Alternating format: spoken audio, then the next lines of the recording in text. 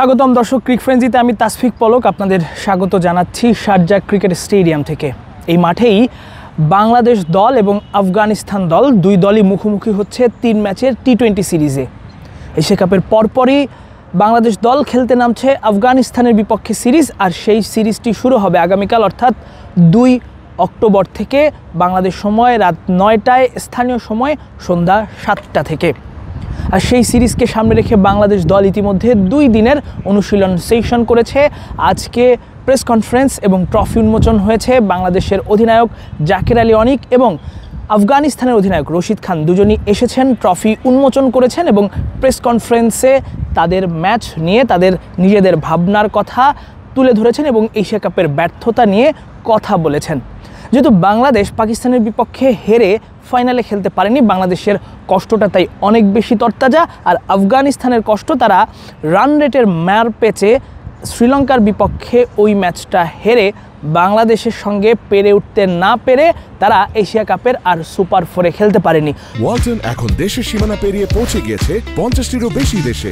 ওয়ালটন, ঘরে ঘরে বিশ্বজুড়ে। খুব স্বাভাবিকভাবেই দুই দলের জন্য এই সিরিজটা নিজেদের সবশেষ এশিয়া কাপের ব্যর্থতা ভোলা সিরিজ। সবশেষ এশিয়া কাপে তারা যে ভুলগুলো করেছে সেগুলো থেকে উত্তরণের দর্শকদের যেরকম দুই দলই আসলে দর্শকদের হতাশ করেছে নিজেদের পারফরমেন্সে, সেই হতাশা থেকে বের হয়ে আসার সিরিজ। ফলে বলার অপেক্ষা রাখে না যে এই সিরিজটা দুই দলেরই জন্যই সমান সমান লড়াইয়ের হতে যাচ্ছে। দুই দল এক দলকেই ছেড়ে কথা বলবে না। খুব স্বাভাবিকভাবেই এরকম একটা এশিয়া কাপ শেষের পর বাংলাদেশ আসলে কেমন একাদশ নিয়ে মাঠে নামবে সেটা নিয়ে একটা প্রশ্ন সবার মনেই থাকে, সেটা নিয়ে একটা ব্যাখ্যা বিশ্লেষণ কিংবা আলোচনা সবার মধ্যেই। তবে যেটা ধারণা করা যাচ্ছে, বাংলাদেশ যে শ্রীলঙ্কার বিপক্ষে এশিয়া কাপের যে ম্যাচটা খেলেছে সেই ম্যাচের দলের সাথে কালকে যে ম্যাচটা তারা খেলতে নামবে আফগানিস্তানের বিপক্ষে প্রথম টি-20, সেখানে খুব বেশি পরিবর্তন আশা করার নেই। যদি পরিবর্তন হয় সেক্ষেত্রে পরিবর্তন হতে পারে একটি, পারভেজ হোসেন ইমনের জায়গায় তানজিদ তামিমকে আমরা দেখতে পারি। যেহেতু তানজিদ তামিম আফগানিস্তানের বিপক্ষে এশিয়া কাপের গ্রুপ পর্বের ম্যাচে দারুণ একটা ইনিংস খেলেছিলেন, প্রায় 52 রানের একটা ইনিংস তিনি খেলেছিলেন, সেই জায়গাটায় আমরা তানজিদ তামিমকে দেখতে পারি এবং তানজিদ তামিমকে বাংলাদেশের নেটে বেশ দীর্ঘ সময় ধরে ব্যাটিং অনুশীলন করতে দেখা গেছে। আর একটা পরিবর্তন হতে পারে, সেটা নুরুল হাসান সোহানের জায়গায় একজন বাড়তি স্পিনার খেলানো হতে পারে। যেহেতু নাসুম আহমেদ 11 রানে 2 উইকেট নিয়ে আফগানিস্তানকে এশিয়া কাপে হারানোর ম্যাচে ছিলেন জয়ের নায়ক, তাই নাসুমকেও আমরা দেখতে পারি। সেক্ষেত্রে 3 পেসার 3 স্পিনার নিয়ে খেলতে পারে বাংলাদেশ। আর যদি সেটা না হয় সেক্ষেত্রে 3 পেসার থেকে একজন পেসার কমিয়ে বাড়তি একজন স্পিনার খেলাতে পারে বাংলাদেশ দলের টিম ম্যানেজমেন্ট কিংবা বাংলাদেশ দলের কোচিং স্টাফরা। সেটা হতে পারে তানজিম সাকিবকে বসানো হতে পারে কিংবা তাসকিন আহমেদকে বসানো হতে পারে।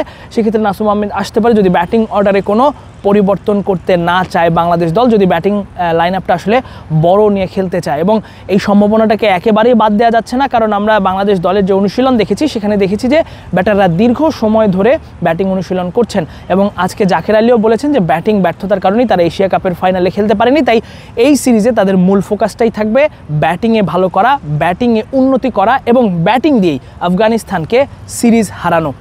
অন্যদিকে আফগানিস্তানের অধিনায়ক রশিদ খান তিনিও কিন্তু বলেছেন যে তারাও এই সিরিজটাতে ভালো করতে চায়, যেহেতু তাদের সামনেই 2026-এর টি-20 বিশ্বকাপ রয়েছে।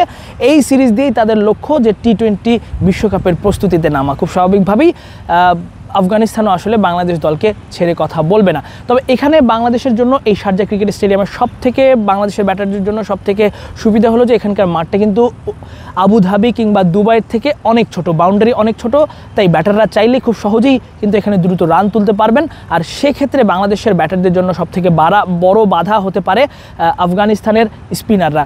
আপনারা জানেন যে আল্লাহ গাজানফার, রশিদ খান নিজেই, মুজিবুর রহমান, তারা দুর্দান্ত স্পিন করেন। একই সঙ্গে নূর আলীও রয়েছেন, তিনিও কিন্তু বাংলাদেশের জন্য সবথেকে বড় চিন্তার বিষয়। সো সেই জায়গাটা থেকে বাংলাদেশের ব্যাটারদের জন্য এই চ্যালেঞ্জ উতরানো, একই সঙ্গে যখন এই মাঠের বাউন্ডারিটা ছোট, তাই আমরা আশা করতেই পারি যে এই সিরিজটায় বাংলাদেশ ভালো কিছু করতেই পারে। এবং বলার অপেক্ষা রাখে না যে প্রথম ম্যাচ থেকেই বাংলাদেশ একেবারেই তাদের সেরা দলটা নিয়ে নামবে। প্রথম ম্যাচেই আফগানিস্তানকে হারিয়ে এশিয়া কাপের ব্যর্থতা, তারা এই প্রবাসী দর্শক, যে প্রবাসী এখানে হাজার হাজার প্রবাসী দর্শক যারা দুবাই স্টেডিয়ামে আশাহত হয়েছেন, তাদের কষ্টটা কিছুটা হলেও তারা প্রশমিত করতে চায় এবং জাকির আলী বলেছেন যে দর্শকদের কাছে ক্ষমা চাওয়া ছাড়া তাদের আর কিছু করার নেই। নিশ্চয়ই আগামীকাল এখানে দুবাই এবং শারজাতে যারা প্রবাসী রয়েছেন তারা মাঠে আসবেন, বাংলাদেশ দলকে সাপোর্ট করবেন। আশা করা যায় যে বাংলাদেশ দল কিছুটা হলেও তাদের কষ্টটা কমানোর চেষ্টা করবে। এতক্ষণ আমাদের সঙ্গে থাকার জন্য ধন্যবাদ। আমি তাসফিক পলক আপনাদের কাছ থেকে আপাতত বিদায় নিচ্ছি শারজা ক্রিকেট স্টেডিয়াম থেকে।